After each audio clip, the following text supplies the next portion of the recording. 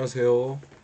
라굴프의 서바이벌 경매 특수물권 전문가로 19년째 현업에서 활동 중인 라굴프입니다. 자, 여러분, 이번에는 제가 약속드렸던 대로 특수물권 전문가의 가장 임차인의 실제 투자 사례 2편 2004 타경 48,500호 사건의 낙찰 내역과 진행 내역, 기타 어떻게 해결을 했었는지에 대해 제가 설명을 드리도록 하겠습니다.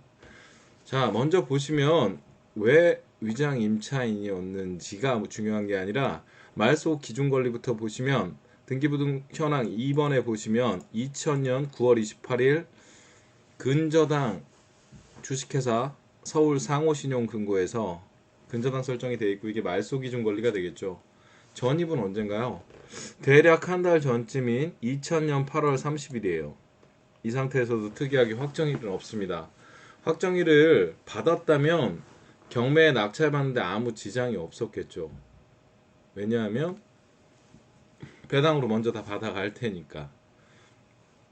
그럼에도 불구하고 이 사건 같은 경우엔 이성규라는 사람이 현황 조사수상의 보증금은 4천만 원으로 되어 있는데 신고 내역은 지금 보증금 3천만 원에 대항력이 있는 임차인으로 나오는 물건이었습니다. 날짜 보시면 아시겠지만 2005년 1월 11일이에요. 진짜 오래됐죠. 자, 이 물건 같은 경우에 그 인근에 낙찰이 얼마나 됐었냐 하면 2005년도에 낙찰됐던 사례들을 한번 볼게요. 자, 이거는 특이하게 감정이 굉장히 싸게 나왔던 물건인데 110%에 대해서 낙찰가가 1억 3천에 됐었죠. 그 다음에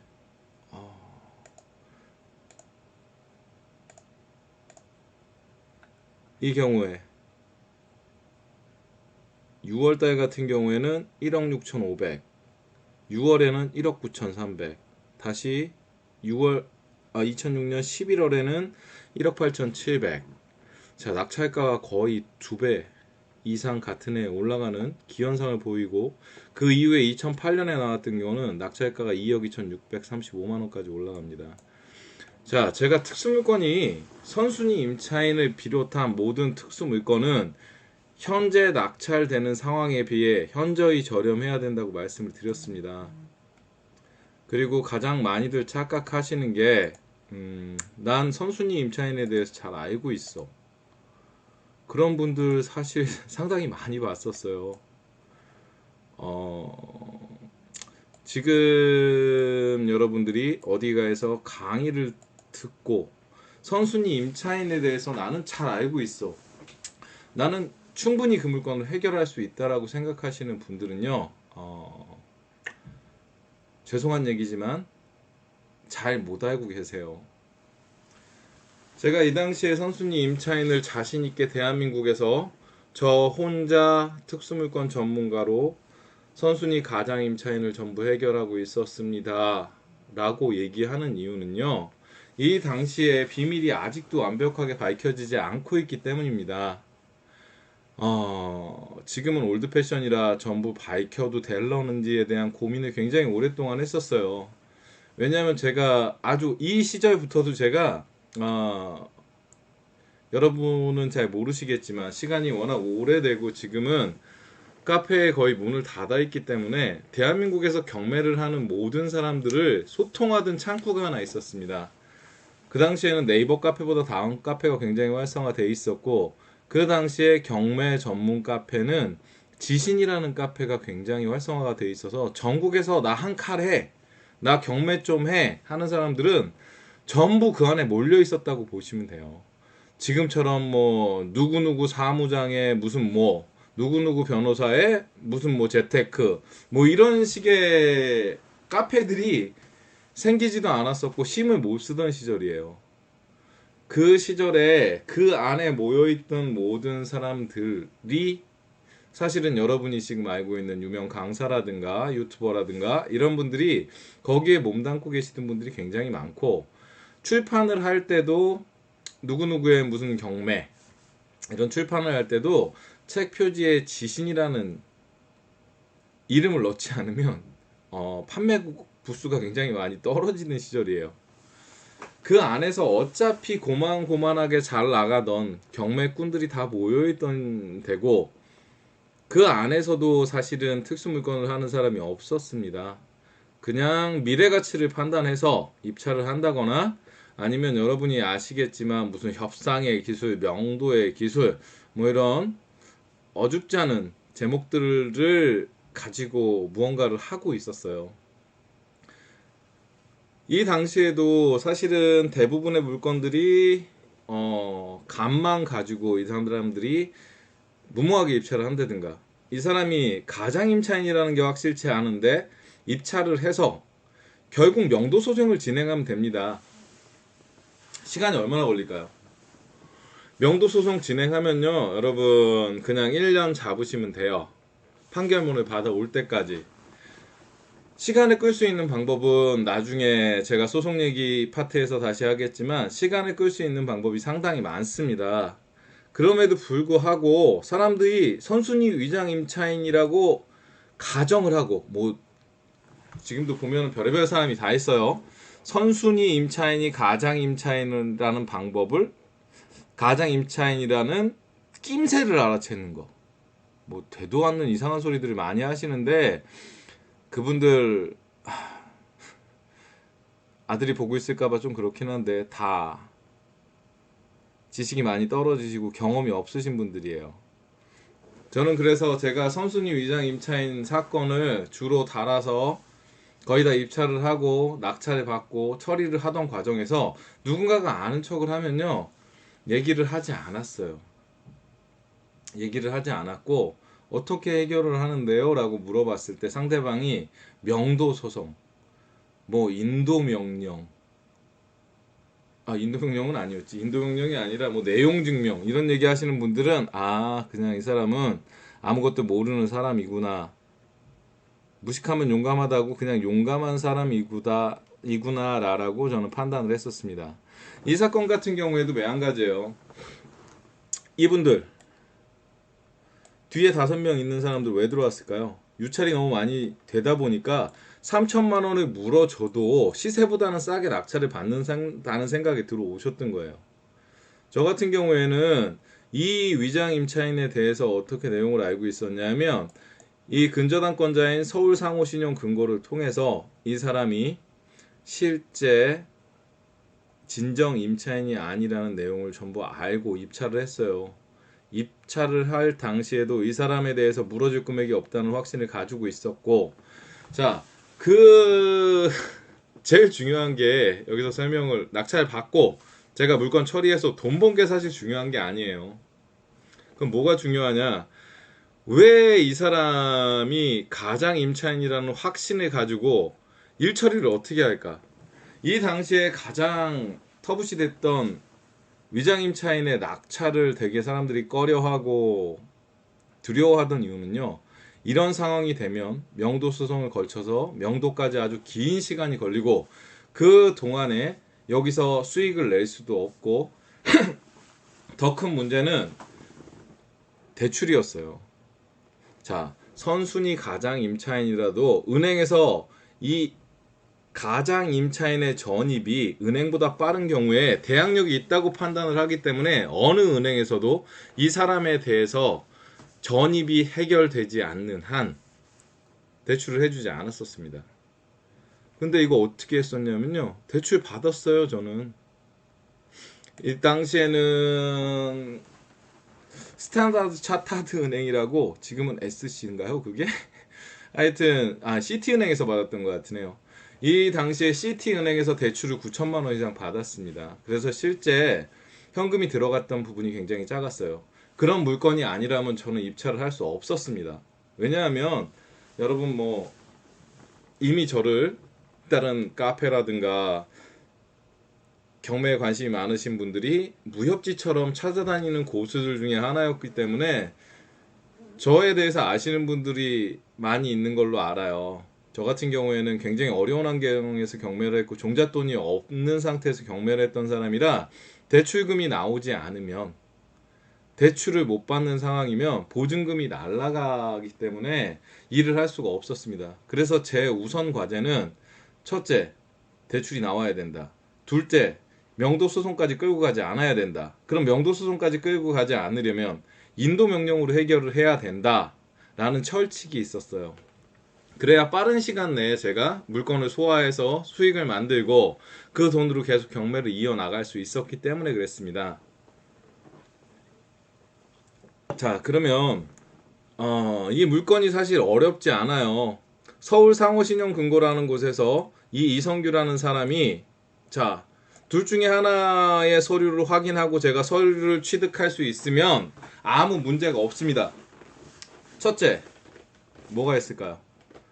이 사람이 분명히 근저당권자보다 먼저 전입이 있는 상황에서 여기 서울상호신용금고에서도 똑같습니다. 이 사람은 김순용과 가족관계인 경우, 부부 사이라거나 부자지간이건 모자지간인 경우, 이런 경우에는 자, 여러분이 많이 떠다니시는 것들 중에 풍월로 들으신 것들이 굉장히 많죠. 무상임차각서라더라. 근데 무상임차각서에서 조금 더 공부를 하고 어디서 귀동량을 많이 하신 분들은 무상임차각서가 있더라도 실제 돈이 오가고 임대차 계약을 체결했으면 판례상 그건 물어줘야 된다더라. 굉장히 여러 가지의 뭐 지식들을 많이 가지고 계신데 사실은 무상임차각서를 받지 않는 경우도 굉장히 많이 있어요. 가족관계가 밝혀지는 경우에는 가족에게 무상임차각서를 제공하라고 하는 경우는 굉장히 드뭅니다. 은행에서는 일처리를 할 때 그 당시에 그렇게 진행을 하게 되면 가족관계 증명원이라고 하죠. 그 당시에는 호적등본이라고 했습니다. 호적등본이 제출이 되어 있다면 이 사람은 소유자와 가족관계라는 걸 밝혔기 때문에 이 사람은 임대차를 주장하지 않는다는 명확한 근거가 있었어요. 그래서 그런 경우에는 인도명령으로도 전부 일처리가 됐었는데 제가 지난번 첫 번째 시간에도 말씀을 드렸지만 이게 먼저 들어가면 어떻게 될까요? 서류가 여기도 지금 서류 보냈네요. 한번 볼까요? 문건 송달래요.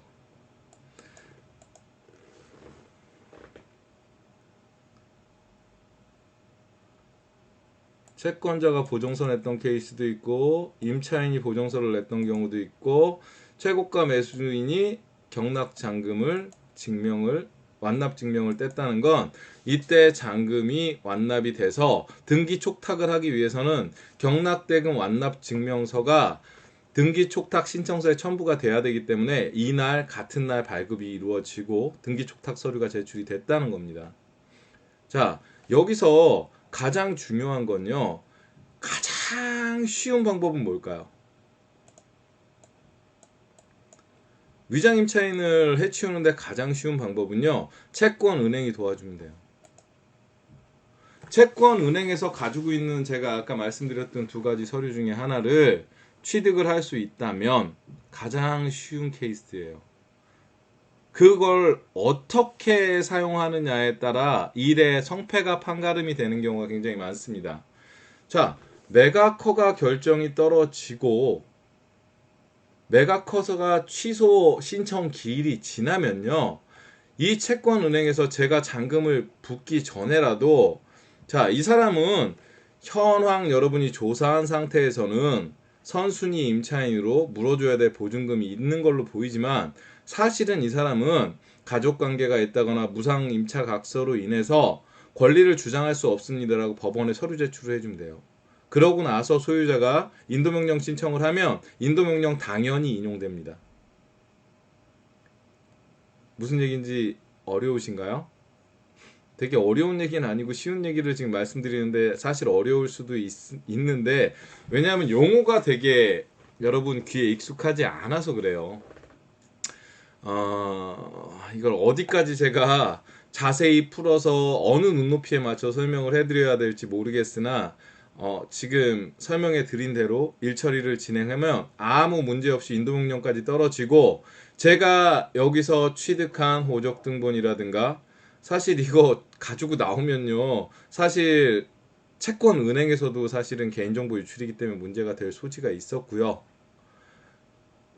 그리고 그게 저한테 꼭 필요했던 이유는 제가 새로 경락잔금 대출을 받는 곳에 제출을 해야만 정상적으로 대출을 해줄 수 있었기 때문에 그 서류들을 제가 꼭 취득했던 거예요.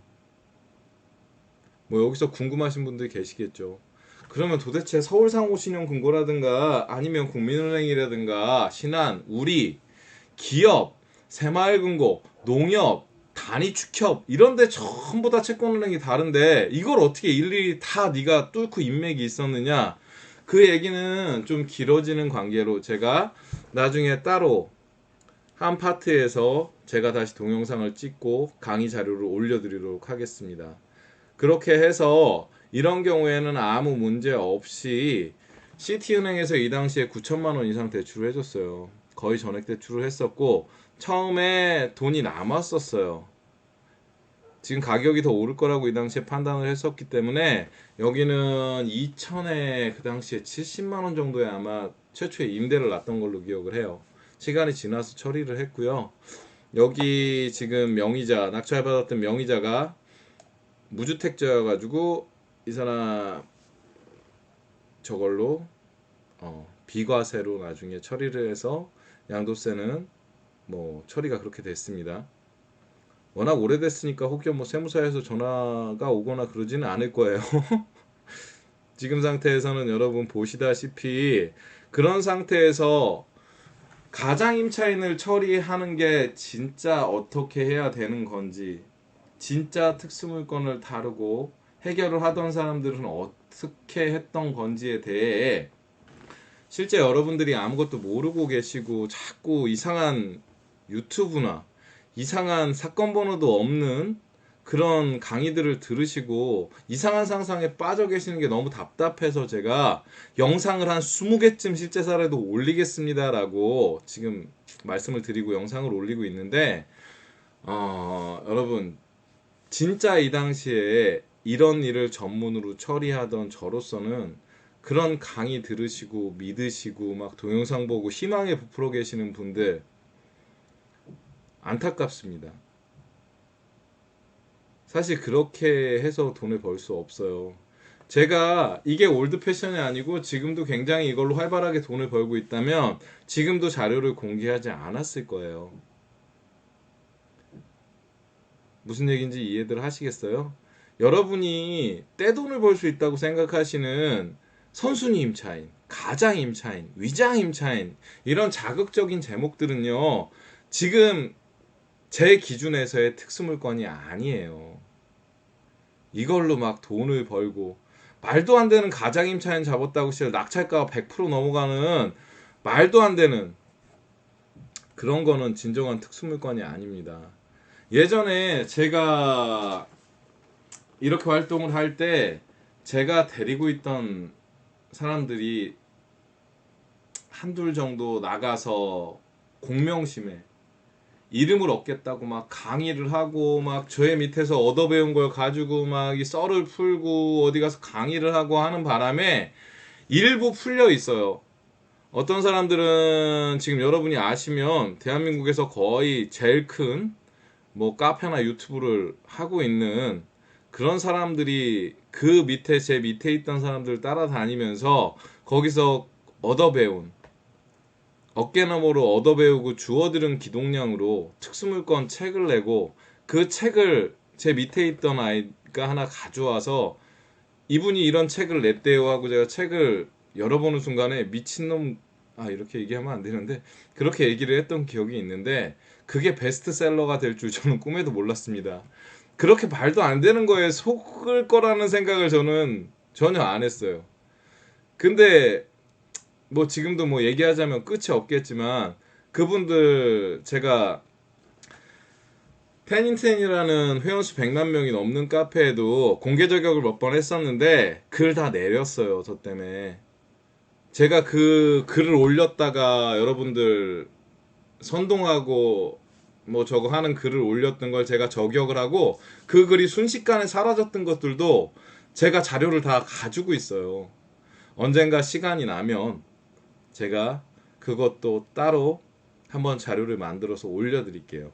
그러니까 제발 여러분 어설픈 가짜들이 설치는 가짜 경매 듣고 배우고 막 희망에 부풀어서 잠 못 주무시고 그러지 마세요. 그런 간단하게 쉽게 돈 벌 수 있는 특수물건은 세상에 없습니다.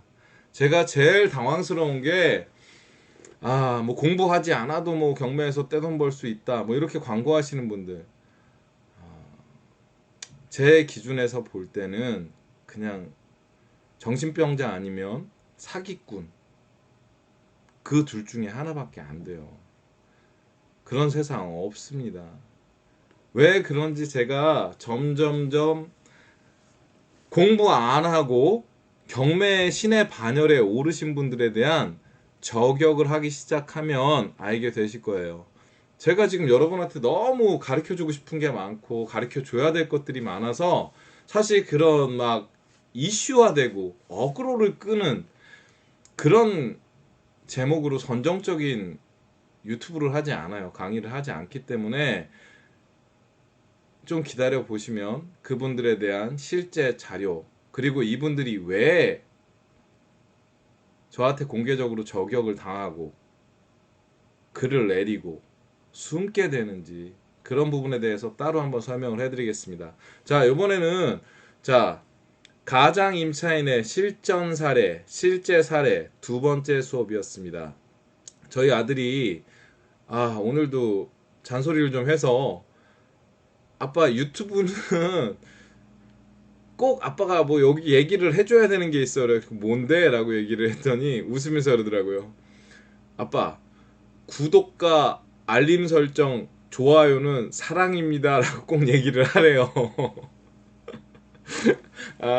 제가 전문 유튜버가 아닌 관계로 좀 쑥스럽기도 하고 한데 아들한테 자꾸 잔소리를 들어갖고 아들이 제가 찍는 강의를 자꾸 모니터링을 해요. 11살인데 11살짜리 아들내미한테 제가 잔소리를 들어서 이런 나쁘끄러운 멘트를 한번 하게 됐습니다. 자, 이제 제가 다음 가장 임차인의 세 번째 실전 사례에서 다시 조금씩 더 진짜 특수 물건이나 진짜 경매꾼의 삶에 대해서 다시 강의를 하겠습니다. 감사합니다.